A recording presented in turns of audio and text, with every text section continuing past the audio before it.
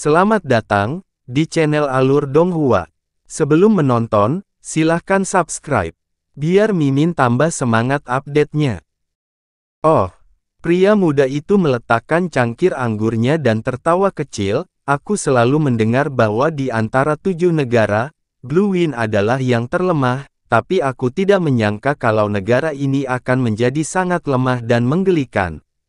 Apalagi ditambah sempitnya kawasan ini, hanya bisa dibilang sekecil kelereng. Saya sungguh tidak mengerti kenapa ayah kerajaan saya tiba-tiba tertarik dengan tempat ini. Yang Mulia tidak akan pernah melakukan sesuatu tanpa alasan, apalagi masalah sebesar itu. Pria tua berpakaian hitam itu tertawa sambil berkata, namun, saya samar-samar mendengar bahwa alasan mengapa Yang Mulia mengambil tindakan ini adalah karena belum lama ini, Balai Roh Bumi secara tidak sengaja mendeteksi aura tambang kristal ungu yang besar. Dan ini deposit mineral kristal ungu terletak di dalam perbatasan Blue Wind. Sebelum ditemukan oleh Blue Wind, kita harus merebut deposit mineral kristal ungu ini. Metode terbaik untuk melakukannya adalah secara alami, hehe. Terlepas dari apakah itu rumor atau kebenaran, meskipun Yang Mulia sudah mempersiapkannya dengan cermat, dia tidak berniat untuk bertindak dalam waktu dekat. Menurutku setidaknya, Yang Mulia harus memulainya setelah turnamen peringkat 7 negara selesai. Sebuah peristiwa akbar yang hanya terjadi setiap 20 tahun sekali. Jika tidak ada satu negara pun tentu sangat disayangkan. Kata pria tua berpakaian merah dengan wajah tanpa ekspresi. Haha, pria tua berpakaian hitam itu tertawa pelan, tidak ada hubungan antara Yang Mulia yang sementara tidak melakukan mobilisasi dan turnamen peringkat 7 negara. Dalam turnamen pemeringkatan 7 negara, Kerajaan Angin Biru selalu berada di posisi paling bawah, dijadikan sebagai bahan lelucon. Tidak ada bedanya apakah itu ada atau tidak. Saat ini, tabut mendalam primordial telah muncul kembali, dan gerbang Bahtera juga akan terbuka tidak lama dari sekarang. Apa yang Yang Mulia saat ini fokuskan seluruh energinya, secara alami adalah primordial mendalam ark. Sebelum menjelajahi semua misteri primordial mendalam ark, bagaimana mungkin Yang Mulia menyebarkan energinya untuk menghadapi Kekaisaran Angin Biru kecil? Namun, tampaknya kita benar-benar tidak tiba pada waktu yang tepat, untuk benar-benar bertemu dengan hari pernikahan besar Yunce. Pemuda itu menyipitkan matanya, pengaruhnya di wilayah kecil ini sebenarnya tidak terlalu buruk. Dalam beberapa hari ini, saya mendengar namanya disebutkan tidak kurang dari 100 kali. Saya pernah mendengar bahwa Yunce telah memusnahkan klan surga terbakar, salah satu dari 4 sekte utama Blue Wind, sendirian. Karena bakat seperti itu tiba-tiba muncul entah dari mana di negeri miskin ini, penyebabnya sudah jelas dengan sendirinya, kata pria tua berpakaian hitam itu. Garis keturunan. Pena tua berpakaian merah menurunkan kelopak matanya dan menjawab tanpa ekspresi. Aku penasaran siapa yang secara tidak sengaja melahirkan di luar. Untuk benar-benar mengandalkan keturunan Phoenix ilahi kita dan menyebarkan prestisenya di negara Blue Wind yang kecil ini. Namun, baru saja kebetulan memasuki hari pernikahan besar ini, sebenarnya aku merasa agak sulit untuk bersikap keras hati sekarang.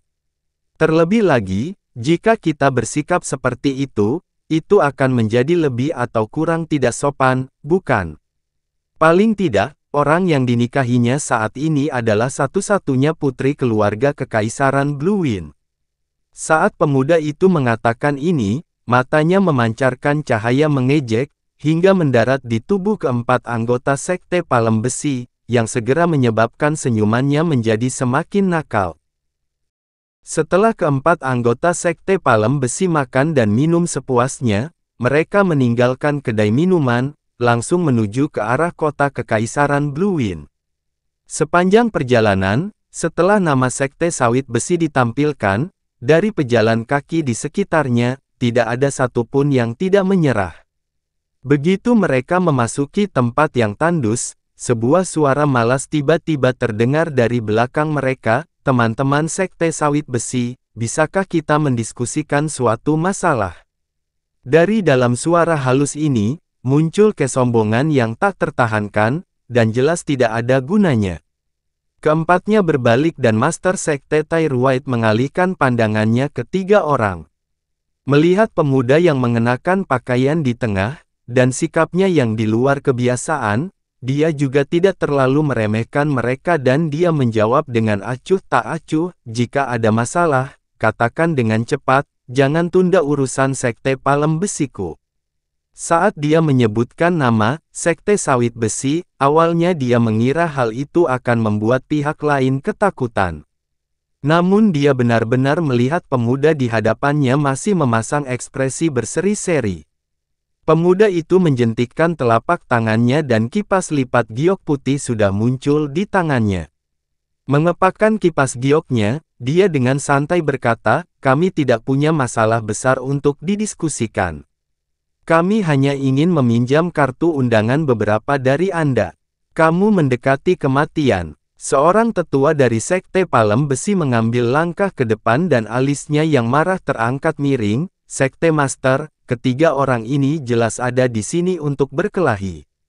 Sepertinya karena Sekte Sawit Besi kita belum benar-benar memamerkan kekuatan kita keluar akhir-akhir ini, kita bahkan membiarkan sekelompok tikus seperti ini berani macam-macam dengan kita. Alis Tyrwhite tenggelam saat dia dengan dingin berkata, jika kamu ingin memulai perkelahian, aku khawatir kamu mencari orang yang salah untuk melakukannya. Aku akan memberimu waktu 3 tarikan napas, segera enyahlah dari pandanganku, kalau tidak. Hahaha, kalau tidak apa? Pemuda itu mulai tertawa terbahak-bahak. Dia menutup kipas angin dan tersenyum sambil berjalan ke arah Tyrwhite, sepertinya teman-teman kita tidak ingin bekerja sama dengan kita. Kalau begitu, orang yang rendah hati ini akan membantu dirinya sendiri. Junior, kamu mendekati kematian. Dengan sangat marah, seorang tetua Sekte Sawit Besi maju selangkah.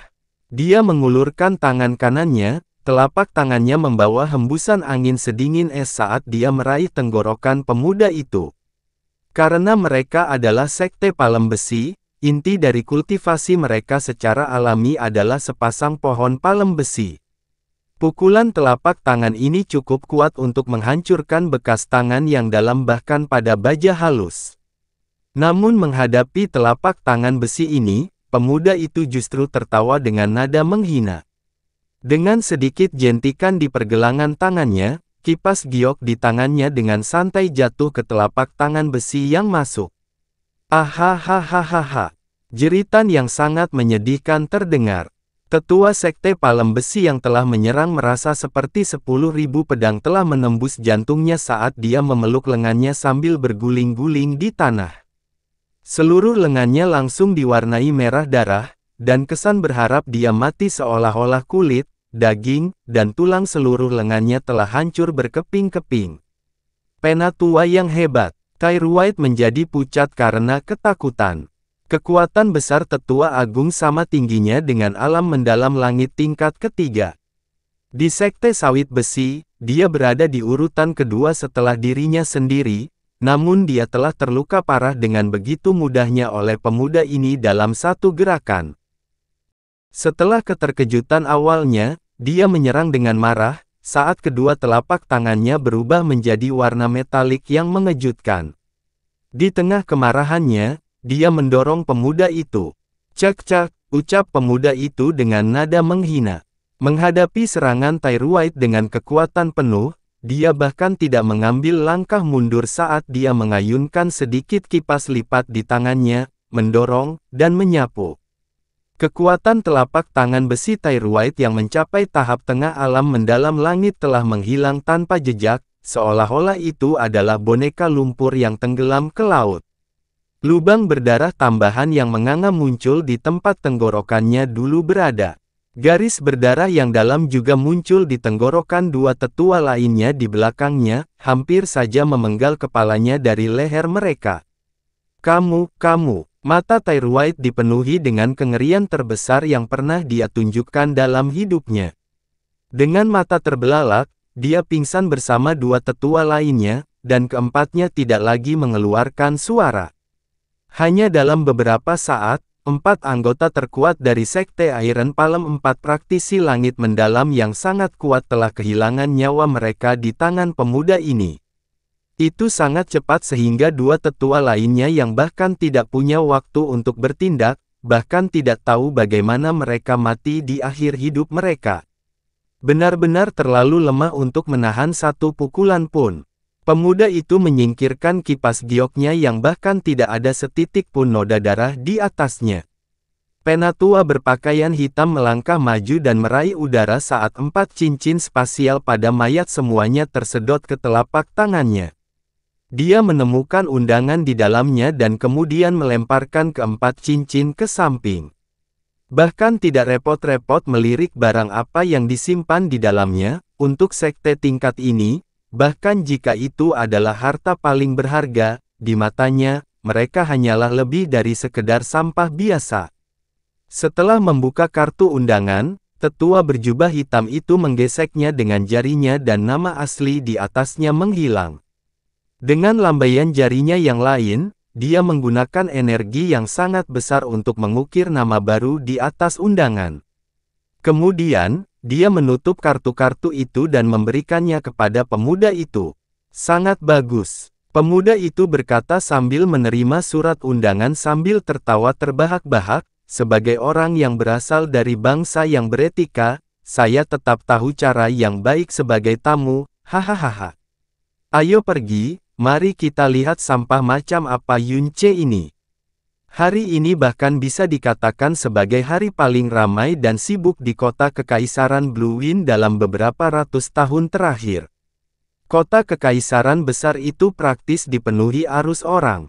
Setiap kedai dan penginapan, besar atau kecil, telah terjual habis beberapa hari sebelumnya. Meski harganya sudah dinaikkan lebih dari 10 kali lipat, gelombang demi gelombang orang tetap berdatangan seolah-olah sudah gila. Di beberapa jalan utama sebelum Istana Kekaisaran, hampir mustahil untuk membalikkan badan. Sejauh mata memandang, seluruh kota Kekaisaran dihiasi dengan lentera dan spanduk warna-warni, membubung dengan suasana gembira. Lentera merah yang bersinar dan karpet merah terang ada di mana-mana. Gerobak hadiah dengan dekorasi yang sangat mewah datang berbondong-bondong, menciptakan pemandangan yang luar biasa. Di dalam Istana Kekaisaran, pita warna-warni berkibar di udara, dan puluhan ribu bunga bermekaran bersama, untuk pernikahan sang putri, pemandangannya tentu saja akan sangat mewah dan megah. Namun dalam ribuan tahun sejarah keluarga Kekaisaran Blue Wind, belum pernah ada acara pernikahan seorang putri yang begitu berlebihan. Terlebih lagi, putri ini bahkan tidak tampak seperti sedang dinikahkan, karena tempat pernikahan besar telah dipilih berada di Istana Kekaisaran, tidak peduli bagaimana orang melihatnya, pihak lainlah yang menikah.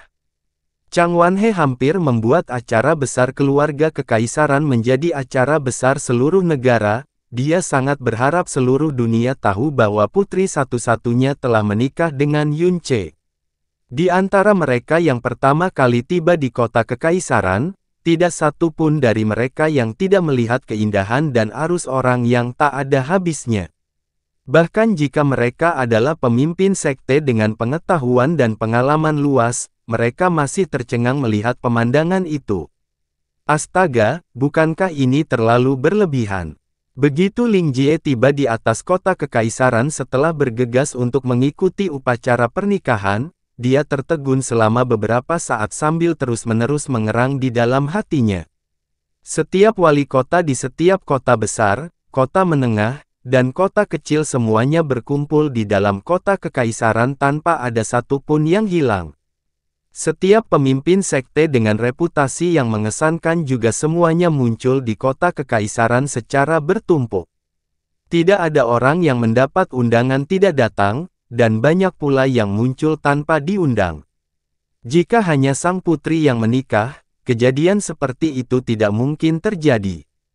Tapi Yunce adalah penguasa nomor 1 kerajaan angin biru di masa depan. Mereka ingin bergabung meskipun mereka harus berpura-pura menjadi orang rendahan. Pukul 9 pagi, mereka mulai menyambut para tamu.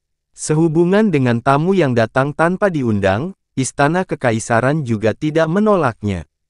Hanya saja, lokasi tempat duduk mereka di jamuan makan kurang mencolok, kurang megah, dan jauh.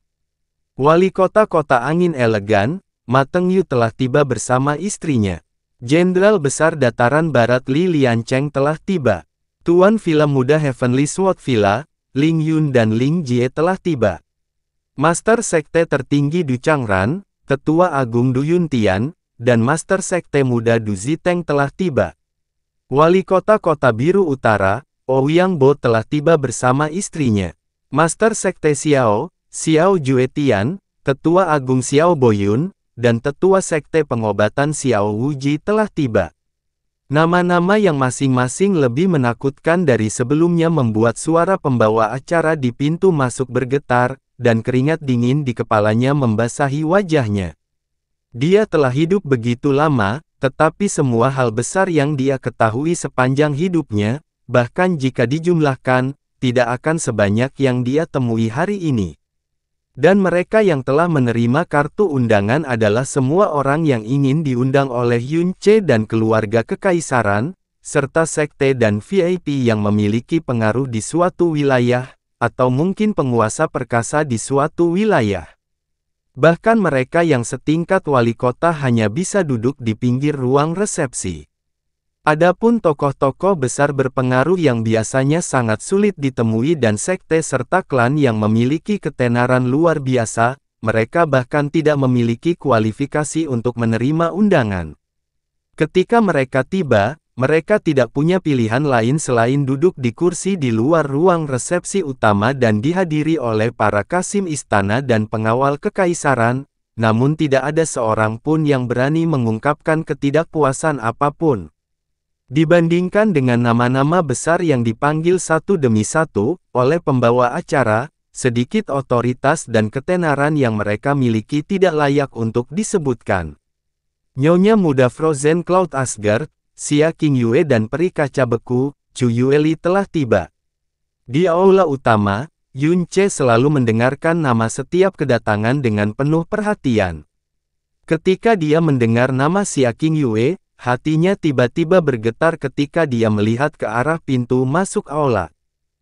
Dari arah pintu masuk aula, sosok seperti Dewi Xia Qingyue berjalan masuk dengan langkah lambat. Penampilannya, seperti bulan terang yang muncul dari balik awan, langsung merampas kemegahan segalanya, membuat aula yang awalnya riuh menjadi sunyi seketika.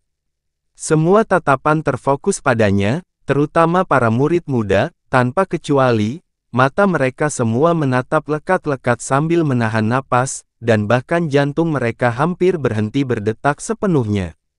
Tapi segera setelah itu, mereka akhirnya ingat bahwa identitasnya secara mengejutkan adalah istri Yun Ce, lalu langsung menundukkan kepala satu demi satu, tidak lagi berani untuk melihat lebih jauh.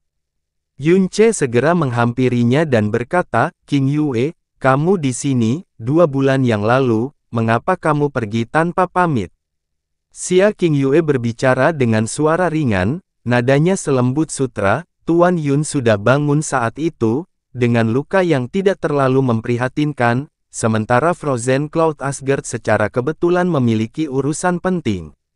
Jadi, aku pergi tanpa mengucapkan selamat tinggal, dan aku harap kamu tidak menganggapnya buruk. Hari ini, Qingyue mewakili Frozen Cloud Asgard dan mengucapkan selamat atas pernikahan Tuan Yun yang menggembirakan.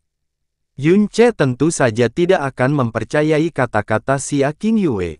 Dia mengambil setengah langkah lebih dekat, merendahkan suaranya dan berkata, "Mungkinkah pada hari itu, kamu mendengar bahwa aku akan menikahi kakak senior dari luar dan kamu cemburu?"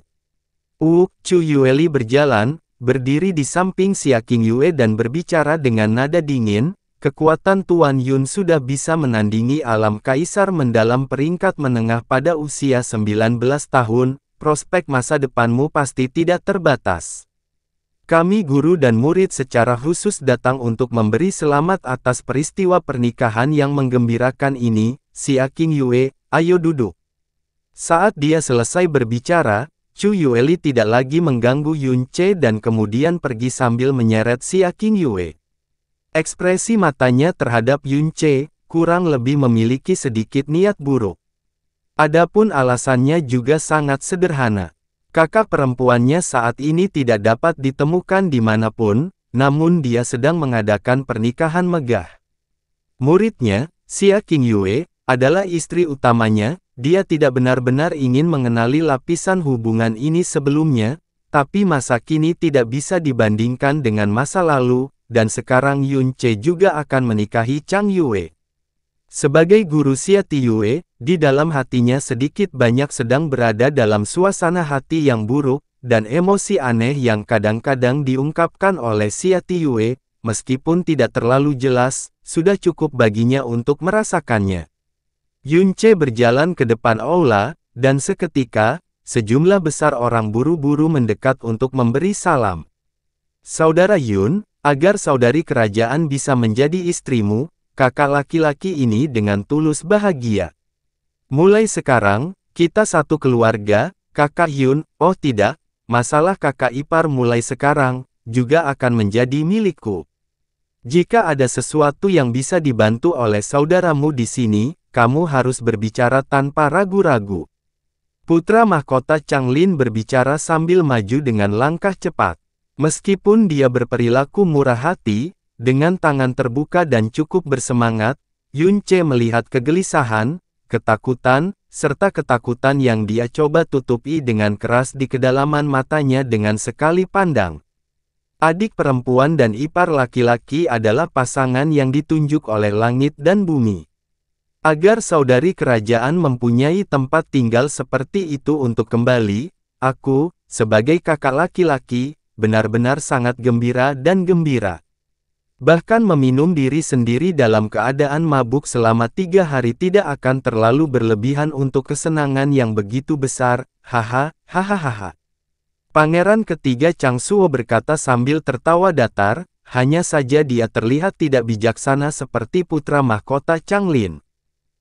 Ketika dia berbicara dengan Yun Ce, otot-otot di wajahnya jelas-jelas kram tanpa henti, secara mencolok mengungkapkan ketakutan di dalam hatinya. Mereka berdua tidak diragukan lagi sangat takut pada Yun Ce. Mereka tidak akan melupakan apa yang telah mereka lakukan sebelumnya. Sekarang penyakit Chang Wanhe telah pulih sepenuhnya secara ajaib dan dia mengambil alih kekuasaan politik sekali lagi. Pernikahan Yun Ce dengan Chang Yue kemudian juga memberi Chang Wanhe dukungan yang bisa dianggap sebagai yang terbesar di wilayah Blue Wind. Hal ini menyebabkan ambisi mereka hancur total dalam waktu semalam, karena mereka tidak lagi berani melakukan gerakan aneh apapun, dan terlebih lagi mereka selalu berada dalam ketakutan setiap hari. Sebelumnya, mungkin mereka bahkan tidak akan memasuki kamar tidur kaisar setahun sekali, tapi sekarang mereka berdua pasti akan pergi memberikan penghormatan pagi dan malam setiap hari, dan tidak pernah berhenti sejak 2 bulan lalu. Saat mereka menghadapi Yun Ce dan memikirkan tindakannya yang mengerikan dalam memusnahkan klan surga terbakar, mereka berdua gemetar dari ujung kepala sampai ujung kaki karena ketakutan. Yun Ce tersenyum tipis, dan tidak menjawab. Ling Jie masuk saat ini, dan berkata sambil tersenyum lebar, "Bos, selamat, hehe, kamu dan kakak putri akhirnya resmi." Kakak putri adalah seseorang yang ingin aku jadikan istri saat itu, tahukah kamu, kamu pasti tidak bisa menindasnya di masa depan, mengerti? Haha, Yun Ce tertawa dengan jujur, jika aku ingin menindasnya, maka aku akan membiarkanmu menebasku 100 kali, bagaimana luka kakekmu? Mendengar Ling Tiani disebutkan, Ling Jie tidak terpengaruh sedikit pun, dan berkata dengan ekspresi santai, meskipun luka kakek berat, urat nadi kehidupannya tidak terluka, dan luka yang dia terima adalah semua sudah sembuh. Sampai sekarang, luka-lukanya sudah pulih sekitar 60% atau lebih, ini karena bos menunjukkan belas kasihan saat itu. Dalam periode waktu ini, kakek telah mengirim orang untuk mengumpulkan semua informasi tentangmu, dan pada dasarnya dia sudah mengetahui segalanya tentangmu. Saat ini, meskipun kakek masih memiliki kebencian terhadapmu karena memusnahkan klan surga terbakar, dia tidak lagi memiliki niat untuk membunuhmu lagi. Aku pernah mendengarnya berkata sambil menghela nafas bahwa dia hampir menghancurkan seorang jenius tak tertandingi yang watak intrinsiknya tidak buruk karena dia bertindak gegabah. Hahaha, Yunce tertawa terbahak-bahak, dan perasaan tidak enak yang dia rasakan terhadap Ling Tiani juga langsung lenyap. Bagaimanapun, Ling Tiani jelas bukan orang jahat. Ling Tiani ingin membunuhnya hari itu, juga karena alasan menghilangkan bencana besar bagi Blue Wind. Adik Yun, Xiao ini mengucapkan selamat padamu atas kesempatan yang menggembirakan ini. Pada turnamen pemeringkatan saat itu, adik Yun sudah sangat mengejutkan Xiao ini. Saya tidak berpikir, bahwa dalam waktu kurang dari 2 tahun, kekuatan Anda sudah bisa dianggap nomor 1 di Blue Wind. Pencapaian seperti itu bisa dikatakan mengejutkan akal sehat, melampaui orang-orang zaman dahulu, menakjubkan orang-orang sezaman, dan bahkan membuat orang berseru keheranan. Xiao Juetian secara pribadi naik, dan berkata dengan nada serendah mungkin yang dia bisa. Yunce meliriknya, dan tersenyum tipis, Master Sekte Xiao menyanjungku. Yunce hanyalah seorang kelahiran biasa, dan Master Sekte Xiao secara pribadi telah memberikan wajah untuk datang pada hari pernikahan. Junior ini sangat tersanjung. Suatu hari, Yunce pasti akan, secara pribadi, mengunjungi dan mengungkapkan rasa terima kasihnya. Setelah kalimat terakhir Yunce diucapkan, jantung Xiao Juetian berdebar kencang. Warna kulit Xiao Boyun dan Xiao Wuji di belakangnya juga berubah. Mereka tidak yakin apakah apa yang disebut kunjungan pribadi Yunce adalah untuk mengunjungi dan menyelesaikan permusuhan, atau untuk mengunjungi dan menagih hutang. Dengan tindakannya yang kejam dan tanpa ampun yang ditambahkan ke dalam permusuhan lama 3 tahun lalu, serta permusuhan baru karena membantu klan surga terbakar dalam menghadapinya, jelas sekali kemungkinan besar adalah yang terakhir. Sebagai ketua sekte Xiao, punggung Xiao Juetian benar-benar basah kuyup oleh keringat dalam sekejap, tapi dia jelas tidak berani mengungkapkan kelainan apapun saat dia dengan paksa mengangkat wajah tersenyum. Jika adik Yun benar-benar bersedia memberi kita hadapi dan kunjungi, Xiao ini pasti akan membawa seluruh murid sekte untuk berbaris menyambut. Sekte Xiao tahu bahwa seseorang yang berperilaku tercela di sekte saya pernah memiliki keluhan dengan adik Yun sebelumnya. Xiao sekte pasti akan memberikan adik Yun jawaban yang memuaskan pada saat itu. Jika ada yang mengatakan bahwa Xiao Juetian masih agak ragu-ragu setelah klan surga terbakar dimusnahkan, maka setelah Yunce melukai Ling Tiani dengan parah, Xiao Juetian benar-benar tidak memiliki niat sedikit pun untuk bertarung sampai akhir dengan Yunce lagi. Apa yang ada dalam pikirannya, adalah bagaimana dia bisa menenangkan kemarahan Yunce. Dia akan bersedia melakukan apa saja, tidak peduli seberapa besar harga yang harus dia bayar. Karena tidak peduli seberapa besar harganya, jumlahnya akan ratusan, ribuan kali lebih baik daripada mengikuti langkah-langkah klan surga terbakar dan dimusnahkan sepenuhnya. Wali kota kota bulan baru, Mu Rongbo telah tiba. Kepala klan pedang giok gunung lonceng emas, Tao telah tiba. Pangeran ke-13 kerajaan Phoenix Suci. Tenggorokan pembawa acara sepertinya tiba-tiba tersedak sesuatu, dan suaranya langsung terhenti di sana. Dan 3 kata, Divine Phoenix Empire katanya, seperti 3 bom meledak yang bergema di samping telinga semua orang, membuat aula utama yang ramai seketika menjadi sangat sunyi, karena pandangan semua orang terkonsentrasi ke tempat yang sama. Ilahi, Pangeran ke-13 Kekaisaran Phoenix, Feng Shiken telah tiba. Apa? Kekaisaran Phoenix Suci, Pangeran ke-13. Entah itu di luar atau di dalam aula, pandangan semua orang dengan tegas terfokus pada 3 orang yang berjalan dari pintu masuk aula, terutama pada orang yang berada di tengah.